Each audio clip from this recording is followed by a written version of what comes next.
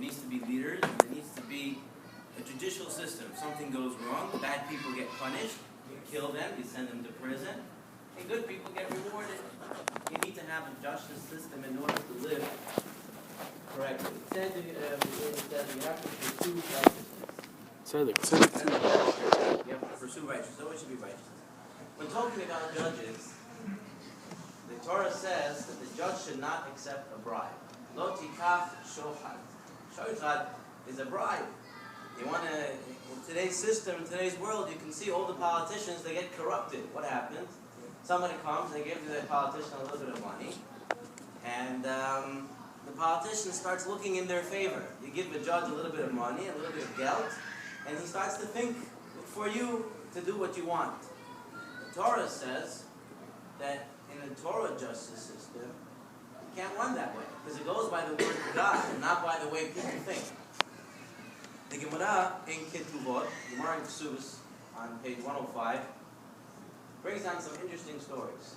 It says, one day, Shmuel was walking on a bridge. It was a narrow bridge, and he wasn't that able to walk over so good. And there was another guy there, and he started helping Shmuel cross the bridge. Shmuel Navi? Shmuel, not the Navi. Shmuel from the Gemara. Amorah. Okay? Tanah. So when Shmuel then saw him helping him, he says, "What are you doing here? You're not from this town. I never saw you here before. What are you doing here?" So the man says, "You know what? I actually came here on business. I have to actually come to your court, your Beit Din, and you have to be the judge for me." And Shmuel says, "Sorry, I cannot be a judge on your court, and for your justice system. I cannot be a judge for you." He says, "Why not?" He says, "Because you helped me cross the bridge." For Shmuel, this already was shohad. This already was a bribe, helping him cross the bridge. Similar stories happened with Ameimar and Mar Ukva. Ameimar was sitting, and a feather fell on his head while he was giving a drasha. He was talking about Torah. A feather fell on his head, and a man came and took the feather off his head. And now, Ameimar never saw this guy before in his life. He says, "What are you doing here?" So the man says, "Oh, I came here to be tried in your Beit Din, to be in your court." Ameimar says, "Forget about it. I cannot be on this court anymore. You took a feather off my head. It's already shochad. You already did me too big of a favor." Mar Ukva was walking. Someone spit on the floor. A man came. He ran. He covered the spit up so Mar Ukva can walk where there's no more spit. And Mar Ukva asked the guy, "What are you doing here?" And he says, "Oh, I came to be tried in your Beit Din." Mar Ukva says, "That's it. I cannot be on the court anymore." But the most interesting story is the fourth story that Ketuvot talks about. It was a Rabbi, Rabbi Yishmael. And Rabbi Yishmael, he owned a big land. He grew a lot of fruits, trees, vegetables, and all different stuff. But Rabbi Yishmael, he wanted to sit in Beit Midrash and learn. So he didn't have time to work on the field. So he hired a worker. He hired a worker to work on the land, take the fruits, and do what has to be done on the land. So every Friday, this worker would come with a basket of fruit and give it to Rabbi Yishmael. One day, this man came on Thursday. He came one day early. So he comes to Rabbi Yishmael and says, "Oh, I bought your fruits one day early. Here you go." So Rabbi Yishmael says, "Why you came Thursday, not Friday?"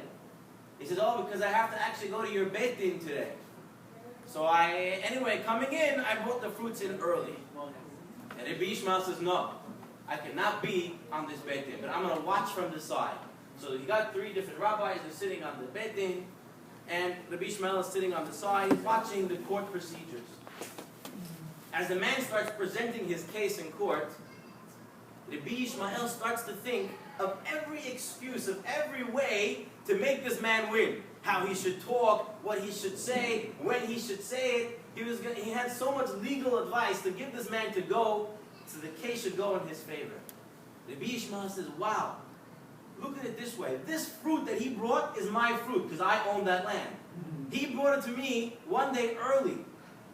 It's not even his. He's not even giving me money from his own pocket, and I'm already thinking for him what he should say, how he should say it. If someone does give you money from their own pocket, how much more? How much more so will we be influenced to do what they want?"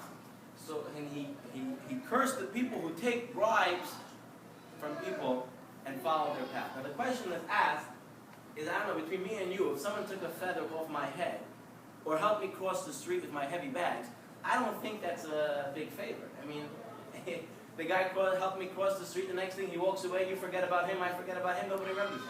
The guy took a feather off my head. I don't feel it being a big favor. Maybe you do, but I don't see it. The guy covered up some spit, or the guy helped me cross. It's not really a favor. So why are these rabbis, are they really so easily convinced to change their mind in a matter of seconds? I mean, you just took a feather off my head. That's it. I can't judge your court case because I'm already thinking for you. So Rabbi Pam, the Rosh Yeshiva of Torah, he said that's the problem with this generation and the generations of the past. In America, we've been brought up, the ones who came here, we also became accustomed to this, that we have rights, that we deserve certain things. And when things come to us, we don't have to say thank you. It's our right to have it. We deserve what we are getting. But the rabbis of the past and the generations of the past never saw it that way. The way they saw is if anything gets done for them, they have to say thank you. Nobody owes you anything. Nobody owes you anything. You can see this prime example with a child. A child being raised, the parents are giving him this, giving him that. And what does the child do? He never says thank you. He kicks, I want more, I need more, give me more money. It's never enough. Because the child didn't learn how to say thank you. When you start realizing that your parents don't really owe you anything, and everything they're doing for you is a favor, and anybody helps you with anything, it's a favor, you say thank you, you already start seeing the world in a different light. Rabbi Pam says that this is one of the main problems for Shalom Bayit. Everybody has Shalom Bayit problems. They come to the rabbi, Rabbi, help me, my wife doesn't listen, my husband doesn't do. Rabbi Pam says the whole problem with Shalom Bayit is that nobody appreciates the other one. The husband comes home, he expects the food to be ready. Expects the beds to be clean, the room to be nice, and everything to be ready. That's what the husband does. He walks in, he doesn't say thank you that the food is done today. Right? He says thank you. You're supposed to make the food for me. That's what he thinks. It's your job. But it's not the way it's supposed to be. It's your job. No. You're supposed to say thank you. The wife thinks that every month she's supposed to get a credit card with $3,000 minimum so she can spend.